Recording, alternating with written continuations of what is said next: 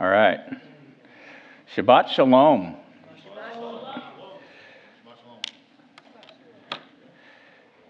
The Torah portion this week is going to be Exodus 21 through 24. And as we prepare ourselves to dive into that, let's enter with a word of prayer. Father, we honor you and praise you for your Shabbat, a time to rest in you, to dive into your word, and to open up the eyes of our spirit so that we can see what you would have us to see today. Father, may your spirit be here to guide us and direct us towards the truths that you would have us to learn today. Amen. Exodus 21 through 24, there's a lot of very intriguing aspects here that culturally are difficult for some of us to grasp, right? As it talks about slaves and servants. And so what I would ask is, as we go through this, to take the mindset of stepping back and be thinking about how does this then portray? Because first the natural, then the spiritual, right? And so as we go through this, try to step back from the, I would say even the horror of, because we think now of having a slave as being something that is so antithetical to what we believe. But when you really step back from some of the Torah portion here and realize that there is a bigger picture of how we are to be bondservants, to Yeshua, and to truly give everything of our worth, be thinking about it in that fashion. And also be thinking about, as we talk about this, that the true heart of Yah is freedom. So, yes, there were slaves, but his heart is towards freedom. So just as I wanted to preface some of the discussion, because, boy, you can get right into the word, and it's like, ooh, why would they even allow that? Why would Yah even allow that, right? So I'm going to start off reading, and then I'll ask somebody else to read. So I'm going to start off with Exodus 21. Now these are the ordinances which you shall set before them. If you buy a Hebrew servant, he shall serve 6 years, and in the 7th he shall go out free without paying anything. If he comes in by himself, he shall go out by himself. If he is married, then his wife shall go out with him. If his master gives him a wife, and she bears him sons or daughters, the wife and her children shall be her master's, and he shall go out by himself. But if the servant shall plainly say, I love my master, my wife and my children, I will not go out free, then his master shall bring him to God, and shall bring him to the door or to the doorpost, and his master shall bore his ear through with an awl, and he shall serve him forever. I'm going to stop right there for a second. This bondservant aspect is something to really consider, that I want to serve Yah forever, fully given of myself. And if you look in Psalm 40, I believe it's verse 6, where he's talking about the sacrifices I don't desire, but he opened my ears, which is a reference to taking the ear to the door and becoming a full servant, a full bondservant to Yeshua, because what he didn't desire was the blood of bulls and goats, but obedience, right? And then putting right in the middle of that section in Psalm 40, talking about he opened his ears, and I believe that that's a reference to this truly becoming a servant of Yeshua. If a man sells his daughter to be a female servant, she shall not go out as the male servants do. If she doesn't please her master, who has married her to himself, then he shall let her be redeemed. He shall have no right to sell her to a foreign people, since he has dealt deceitfully with her. If he marries her to his son, he shall deal with her as a daughter. If he takes another wife to himself, he shall not diminish her food, her clothing, or her marital rights. If he doesn't do these 3 things for her, she may go free without paying any money. One who strikes a man so that he dies shall surely be put to death, but not if it is unintentional. If God allows it to happen, then I will appoint you a place where he shall flee. If a man schemes and comes presumptuously on his neighbor to kill him, you shall take him from my altar, that he may die. Anyone who attacks his father or his mother shall surely be put to death. Anyone who kidnaps someone and sells him, or if he is found in his hand, he shall surely be put to death. Anyone who curses his father or his mother shall surely be put to death. If men quarrel and one strikes the other with a stone or with his fist and he doesn't die, but is confined to bed, if he rises again and walks around with a staff, then he who struck him shall be cleared. Only he shall pay for the loss of his time and shall provide for his healing until he is thoroughly healed. If a man strikes his servant or his maid with a rod and he dies under his hand, the man shall surely be punished. Notwithstanding, if his servant gets up after a day or 2, he shall not be punished, for the servant is his property.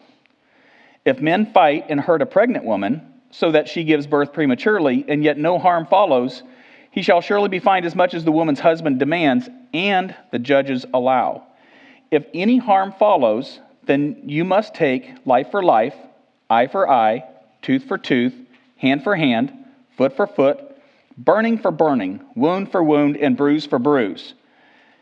If a man strikes his servant's eye or his maid's eye and destroys it, he shall let him go free for his eye's sake. If he strikes out his male servant's tooth or his female servant's tooth, he shall let the servant go free for his tooth's sake. I'm going to stop right there for a second before we go on. Any thoughts on that? There's a couple aspects that I wanted to highlight. Any thoughts on that part of the scripture?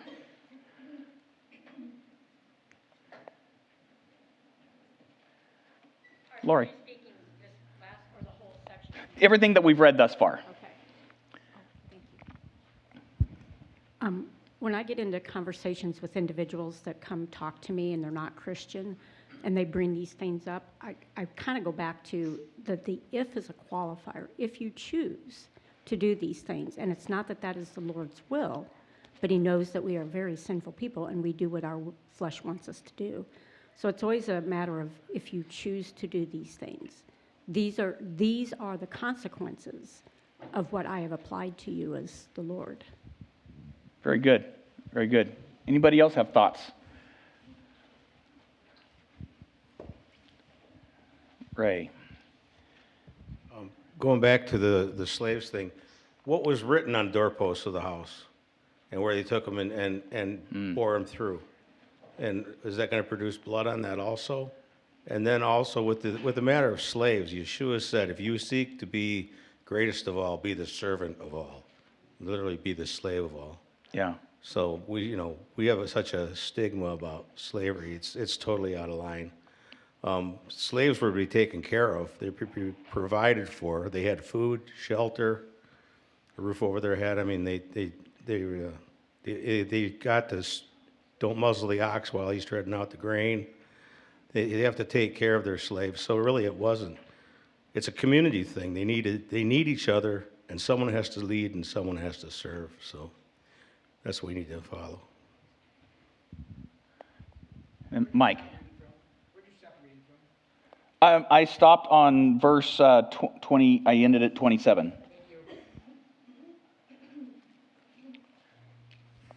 Yeah, sorry if I'm covering something someone already did. Forgive me. And right along the lines with what Ray was saying, slaves. What Yahweh does in his righteous laws and everything in Mesopotamia, the rules for slaves and punishment and justice, there was a caste system, and so there were different rules depending on where you fell, the rich, in between the poor. But in Yahweh's kingdom, in Yahweh's laws, it was equity across the board. The other thing is that slaves, from the biblical standpoint, they call them slaves, but they were more indentured servants, that when there was a debt to be paid, they would go and they would work their debt off, and at the end of 6 years, they were to be released. So it's a different concept. So Yahweh was always comparing, his ways to the ways of the nations. His ways were righteousness and justice, not oppression. So that was one of the takeaways when we look at slaves. It was a totally different system. And that's a very valid point. The part that I don't want to lose track of, though, is that was a system that was understood, but Yah desires the freedom. We talk about because he set up the rules for how you could become free, right?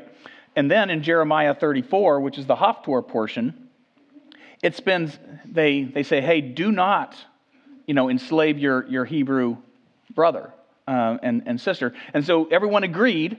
They released all of their slaves and servants in Jeremiah 34, but then they went back and re-enslaved them.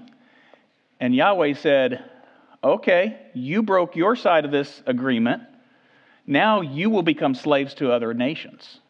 And so there was then essentially a curse because they broke their side of the agreement to release the slaves.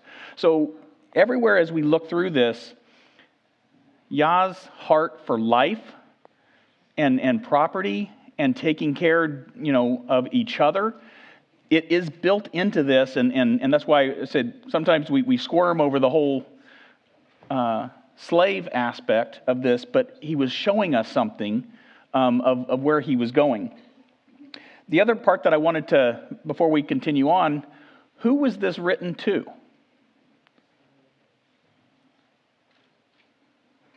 Hebrews in the desert. Yes, but more specifically.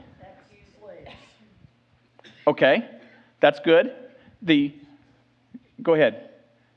I wanted to just say when we were talking about slavery that you also have the idea that you are not to humiliate or ignore your poor brother. We're going to get to that, right? Yeah. So that it also enters in here to Mike's point that being an indentured servant is more honorable than being a slave, even though they're using the word slavery here. Just saying that gave that person who owed a debt honor. Excellent. Because we don't think about honor and shame too much in our country. Very, very good point.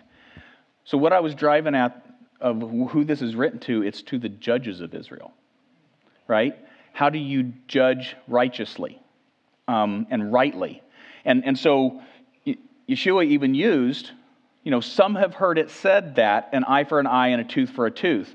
But what was being taught in the oral Torah was basically vengeance, revenge, not a true justice that is a just system. However, Yah's heart is what is required of you, O man, to do justly, but to love mercy and to walk humbly before your God, right? So he lays out a just system, but we can't forget the just but mercy on that the judges were allowed to give mercy. And part of, as we go through this, it like I said, it seems extreme, but it was a just system. But we can't forget about the mercy piece. Any other thoughts before we move on? Lori.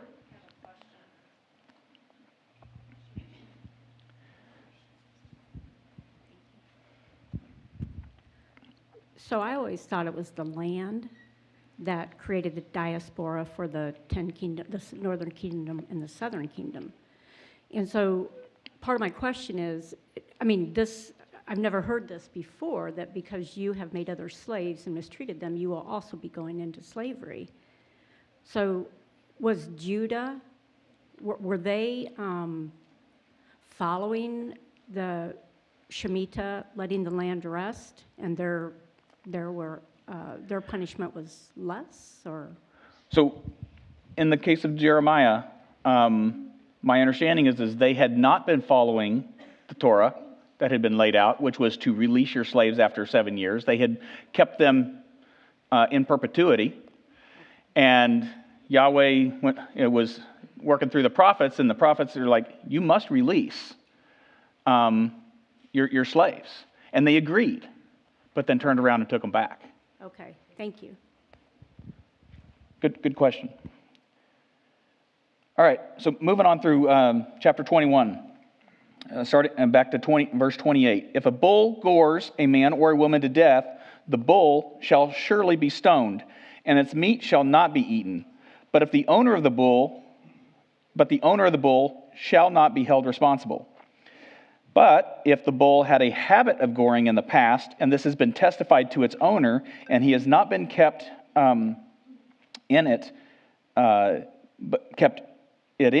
but has killed a man or a woman, the bull shall be stoned, and its owner shall also be put to death.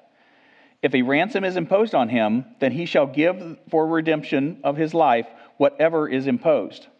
Whether it has gored a son or has gored a daughter, according to this judgment, it shall be done to him. If the bull gores a male servant or a female servant, 30 shekels of silver shall be given to their master, and the ox shall be stoned. If a man opens a pit, or if a man digs a pit and doesn't cover it, and a bull or donkey falls into it, the owner of the pit shall make it good. He shall give money to its owner, and the dead animal shall be his. If one man's bull injures another so that it dies, then they shall sell the live bull and divide its price, and they shall also divide the dead animal. Or, if it is known that the bull was in the habit of goring in the past, and its owner has not kept it in, he shall surely pay bull for bull, and the dead animal shall be his own. It's interesting that they stone it. I always thought that was interesting. Any other thoughts on the last part of that chapter? Stoning the human or stoning the animal? The bull. If it gored it, they would stone the bull. And the owner? If the owner had not kept it in, and he knew that it had gored in the past, then the owner was also held to be stoned as well. Yeah, that's what it says. So again, life is critical. Just a quick comment. The stoning of the bull or the ox, the stoning of the bull or the ox would render that meat unkosher. It couldn't be sold. So there's no profit to be made from that. So it appears to be an execution, but it's just the continuation of the judgment. Great point. I had not considered that aspect of it. That's a great point. Thank you. Say what? There's a reason behind it. Yeah, there's a reason behind it. Because when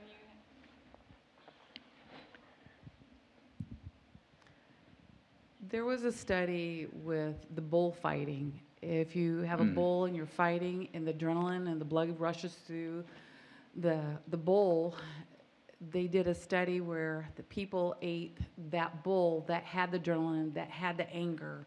Yeah. Those people had a reaction against it because it's something that you eat. That's why when a bull is goring, it's mad. It's mad about something, and the adrenaline of the blood goes through the meat, which can harm the human being. That's why you're not supposed to eat it the majority of the time. And I think that also was true. Last night we were talking about, in Acts 15 about the four things to stay away from. Initially was the blood, strangled animals, sexual immorality, and anything that was offered to an idol. All because of, but that strangulation was part of that, right? So because the endorphins and stuff that are released really are not you're not supposed to be eating that meat. That's why when we shot our cows one reason why we shot our cows with a gunny sack over its head on the farm was so it doesn't have a rush through its body. Interesting. Okay, good point. Any other comments on this portion? Nick, I got to put my glasses on. I can't. Sorry, guys. It's getting old. I can't read my phone with my glasses. Can't see out there without them. So this is one of those sections where it kind of makes you think about it too. it doesn't, too many people, especially in this day and age, are like, well, I'm not responsible. I didn't do it. It's not my problem. Yeah. But it's just showing responsibility. If you knew there was a problem with this animal, and this translates to more than just an ox. Yes. So it could translate to a dog or whatever, you know what I'm saying? So, and the same thing with digging a pit, you dig a pit, and if you don't mark it and somebody falls into it, you're responsible. Yes. This takes responsibility to a new level. You are your brother's keeper. Great point. And I think that we see that that message throughout Scripture is you do have to take accountability for your actions if it causes somebody else to fall. And that can be in the physical, but there's also the spiritual about not being a stumbling block for your brother, right? So there's a spiritual aspect to that as well. You had said that, but I also think it's also our inaction, knowing that Right. it can be considered a sin if we do not do nothing and something causes harm to somebody. Good point. All right. Who would like to read Exodus 22, and we'll do 1 through 11.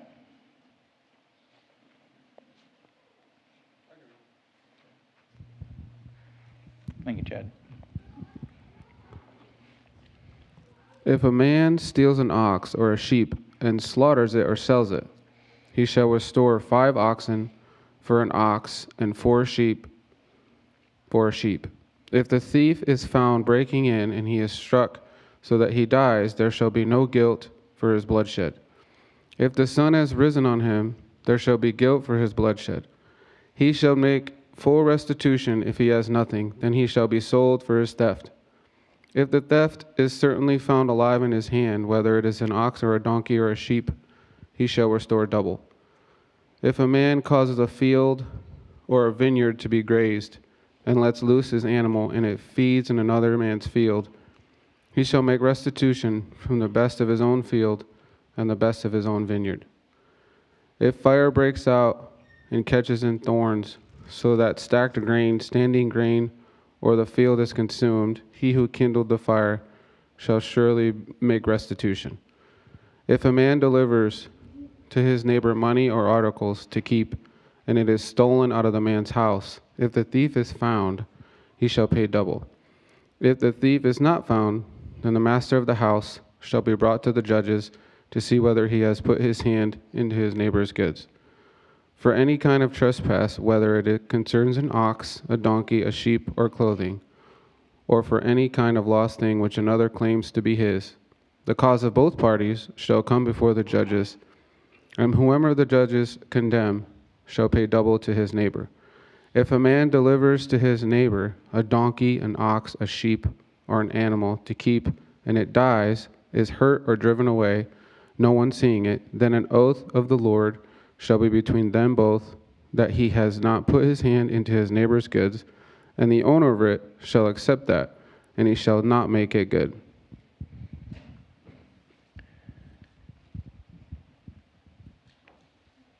So what does it mean when it says that if a man delivers to his neighbor a donkey or an ox and a sheep, and then in verse 11, the oath of the Lord shall be between them both. He has not put his hand on his neighbor's goods, and its owner shall accept it, and he shall not make restitution. What does that mean?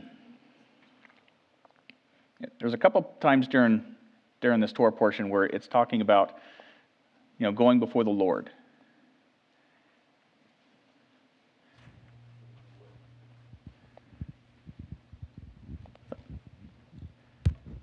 Well, in this case, there was no witnesses. So on the 2 or 3 witnesses, every account or every matter is established. So I looked at this as, it says that no one saw it, right? So if no one saw it, no one knows what actually happened. So they take an oath that I didn't do it, I know nothing about it, and there wasn't any witnesses to establish the matter. Exactly. I know in a couple of the other spots in here, it talks about, going before the Lord, and a judgment is then made, and that would be going before the priest at that time, right? Of, bringing that matter before the Lord, and I know the high priest had the Urim and the Thummim, right? And they would identify if there was somebody that was guilty of something through that matter. Ray.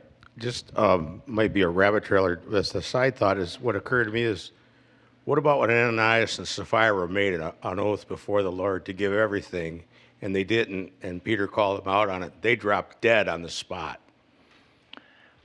Yep, it's a solemn thing to make an oath to the Lord, right? Same thing as I was talking about Jeremiah 35, the Haftorah portion, where they made an oath before the Lord that they were going to release their slaves, and then they went back on their oath and re-enslaved them, and he said, okay, now there's a payment for going back on your oath. It's a fearful thing to fall into the hands of the living God. Vengeance is mine, saith the Lord, right? Yeah. All right, anybody want to read verse 12 through...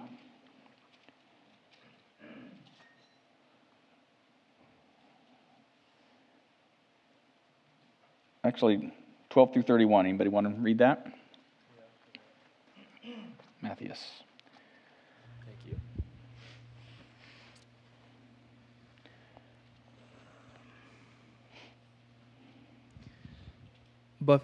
But if it is stolen from him, he shall make restitution to its owner. If it is torn by beasts, let him bring it as evidence. He shall not make restitution for what has been torn. If a man borrows anything of his neighbor, and it is injured or dies, the owner not being with it, he shall make full restitution.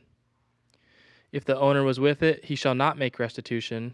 If it was hired, it came for its hiring fee.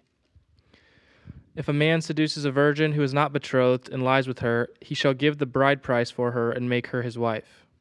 If her father utterly refuses to give her to him, he shall pay money equal to the bride price for virgins. You shall not permit a sorceress to live. Whoever lies with an animal shall be put to death.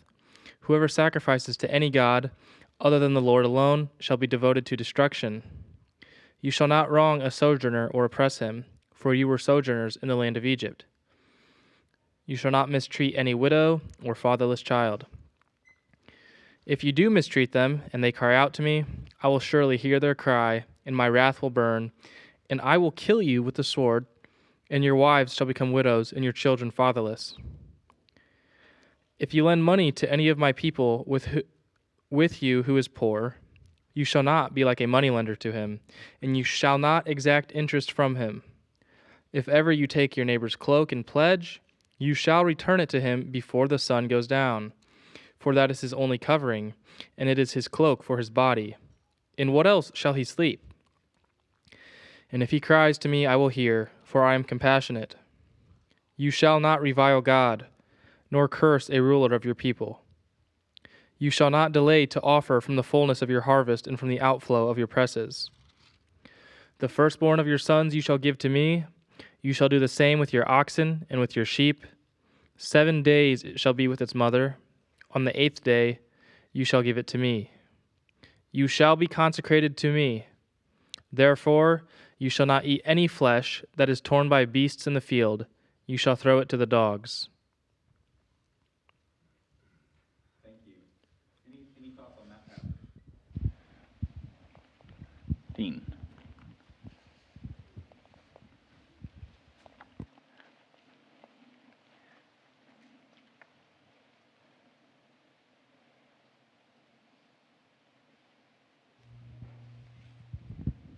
Yeah, I wanted to say about kind of back a little bit about the ox that gores, and it was known to gore, and then the man was also to be put to death, but he could also be redeemed for a price.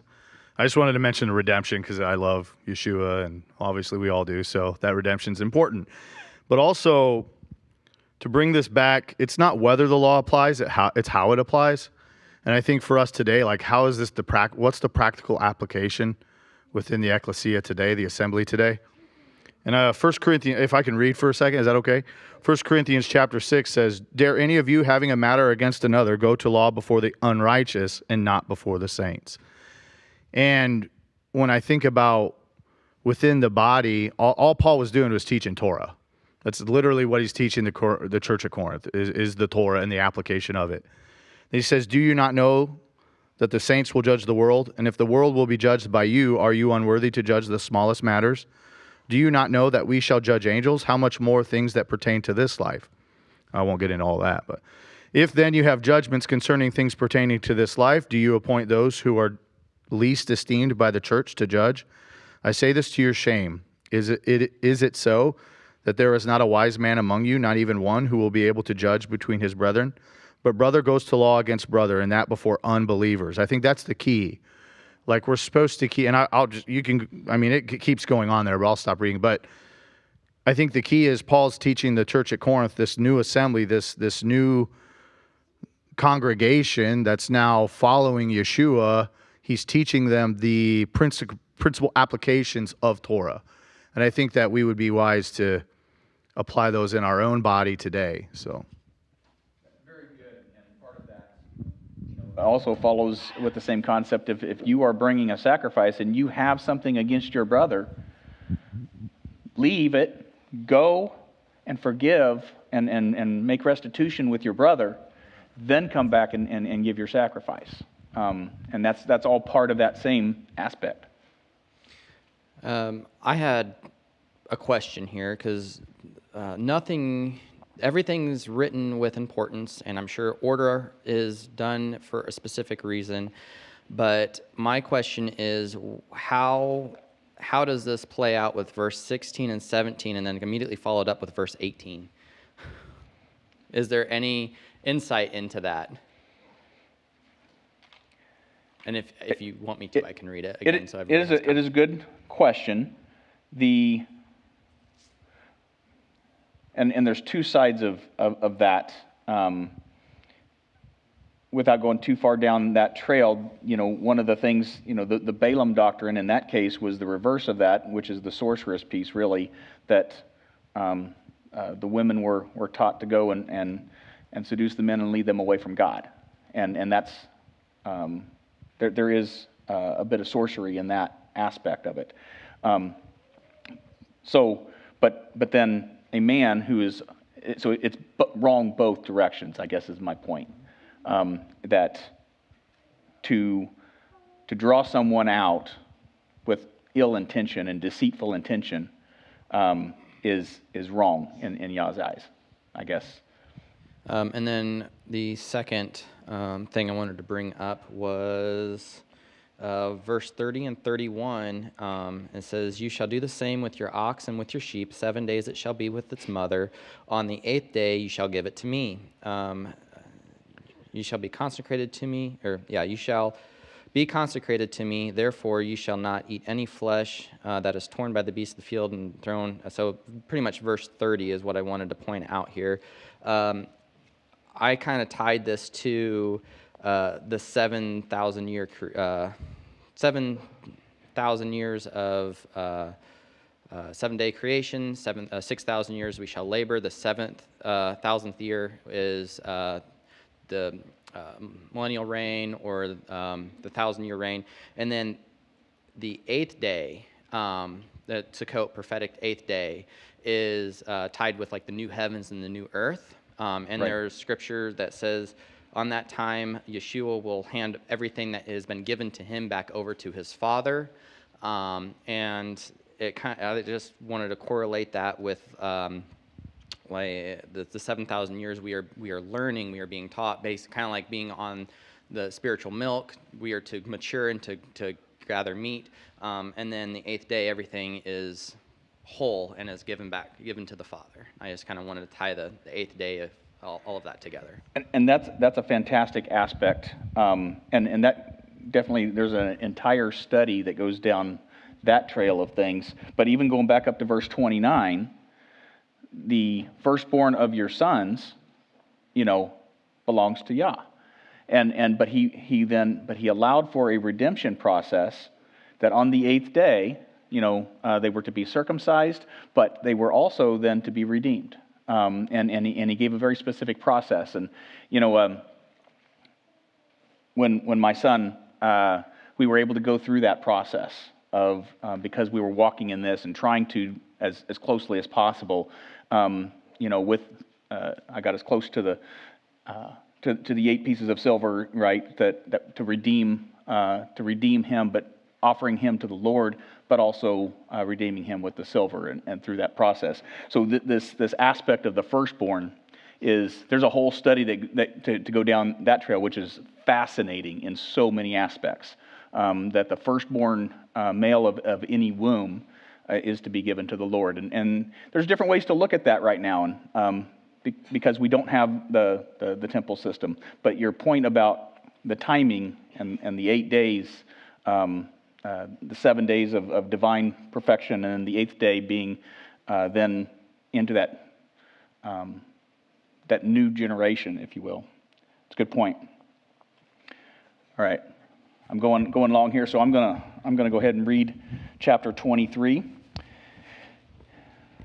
You shall not spread a false report. Don't join your hand with the wicked to be a malicious witness. You shall not follow a crowd to do evil. You shall not testify in court to side with a multitude to pervert justice. You shall not favor a poor man in his cause. If you meet your enemy's ox or his donkey going astray, you shall surely bring it back to him again. If you see the donkey of him who hates you fallen down under his burden, don't leave him. You shall surely help him with it. You shall not deny justice to your poor people in their lawsuits. Keep far from a false charge, and don't kill the innocent and righteous, for I will not justify the wicked. You shall take no bribe, for a bribe blinds those who have sight and perverts the words of the righteous. You shall not oppress an alien, for you know the heart of an alien, since you were aliens in the land of Egypt. For 6 years you shall sow your land, and shall gather in its increase. But the 7th year you shall let it rest, and lie fallow, that the poor of your people may eat, and what they leave the animal of the field shall eat. In the same way you shall deal with your vineyard and with your olive grove. 6 days you shall do your work, and on the 7th day you shall rest, that your ox and your donkey may also have rest, and the son of your servant and the alien may be refreshed. Be careful to do all things that I have said to you, and don't invoke the name of other gods, or even let them be heard out of your mouth. You shall observe a feast to me 3 times a year. You shall observe the feast of unleavened bread. 7 days you shall eat unleavened bread, as I commanded you, and at the time appointed in the month of Abib, for in it you came out of Egypt. And no one shall appear before me empty-handed. And the feast of harvest, the first fruits of your labors, which you sow in the field, and the feast of ingathering at the end of the year, when you gather in your labors out of the field. 3 times in the year all your males shall appear before Yahweh Elohim. You shall not offer the blood of my sacrifice with unleavened bread.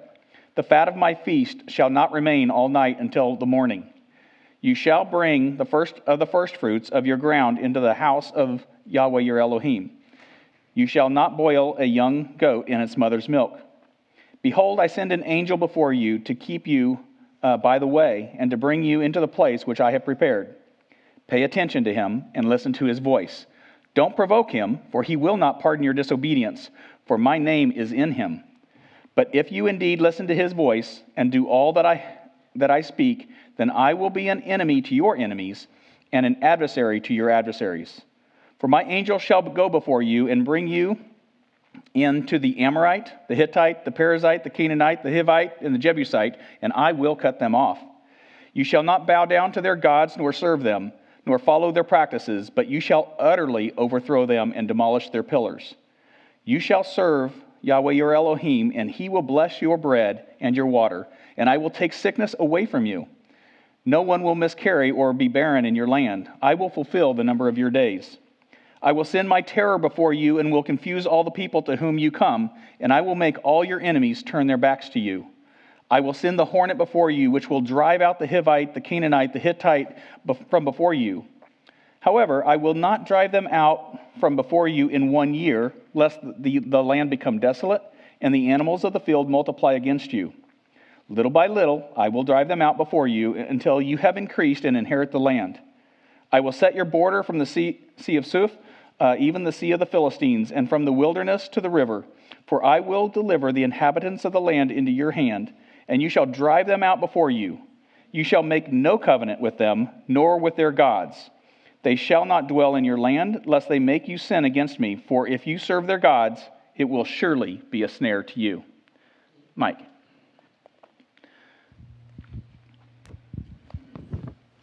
So this chapter has a lot of messianic connections here, so I just want to point out a couple of them. In verse 20 through 22, it mentions there, he said, I will send an angel. Angel is a messenger, and to keep thee in the way, to bring thee into the place which I've prepared. And in verse 22, notice here, it says that, but if thou shalt indeed obey his voice, then I will make an enemy unto thine enemies, and an adversary unto thy adversaries. For mine angel shall go before thee. Let's see, I missed it here. Let's see. Okay, yeah. Let me repeat verse 22. But if thou shalt indeed obey his voice, and do all that I speak. So there's a switch here. He says, you listen to his voice, okay, and do all that I speak. Now, where have we heard that before? If we go to John... Well, if you look at verse 21 right there, and it says, my name is in him. Yeah. Yeah. And then John 17:18, it says there that it gives this same scenario. He says, let's see, John, what did I say? 17:8. He says, for I have given, this is Yeshua speaking, for I have given unto them the words which you gave me, and they have received them, and have known surely that I came out from you, and they have believed that you did send me. And then in John 14:24, it kind of repeats that, and says here in John 14:24, he that loves me not keeps not my sayings, and the word which you hear is not mine, but the Father's which sent me. So this is a very clear indication who that messenger is. And just to add to that, in Exodus 33, 12 through 15, Moses had asked Yahweh, who are you going to send with me? Yeah. And he says, if you're, and Yahweh responded, my presence shall go with you. So who is this? And that's where 1 Corinthians 10:4 says that the rock that followed them was the Messiah. And then in verse 9, this is the really interesting one. He goes on to say, okay, now we saw everything, the mistakes that Israel did coming out of Egypt. And it says how they tempted the Messiah. Okay.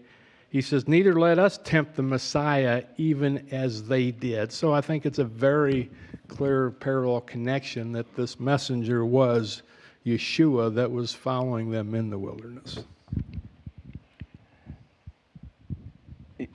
Exactly. That's excellent point.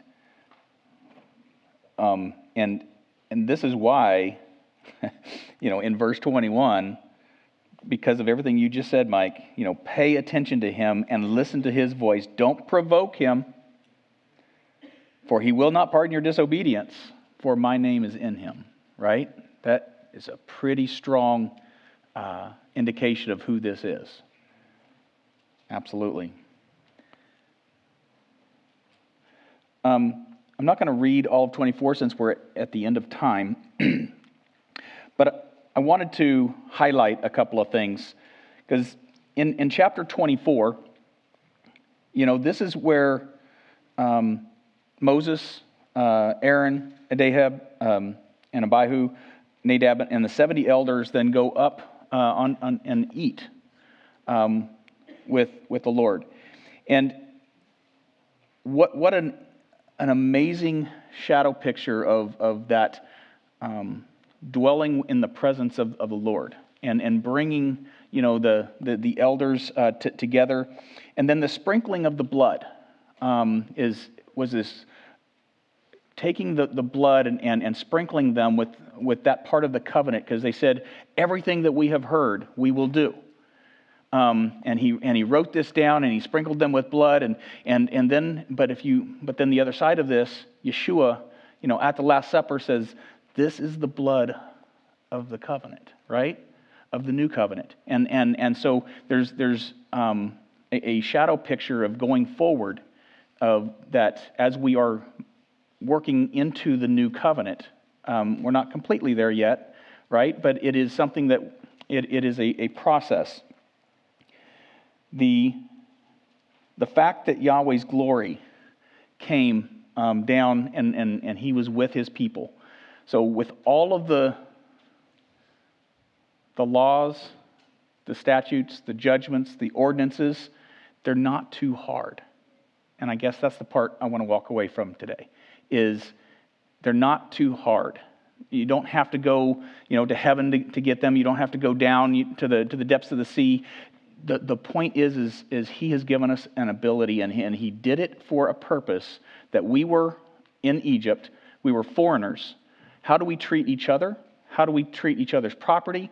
And it's about life, and it's about freedom.